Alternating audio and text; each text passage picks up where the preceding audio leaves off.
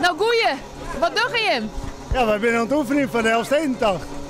Op deze fiets? Ja, we zullen op deze groepsfiets de benefiets Elfstedentocht doen. Op 8 en 9 juni voor het goede doel. En game dat wel met deze ploeg? Ja, we hebben het verste team van Team Wiebe. En we worden ondersteund door 3 teams.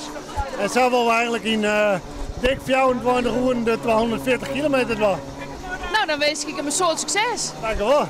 Hoe kunnen mensen je stiepje? Via www.teamwiebe.nl kan mensen een afstand doneren, een vrij bedrag. En het geld gaat naar het goede doel van de Maarten van der Weijden Foundation.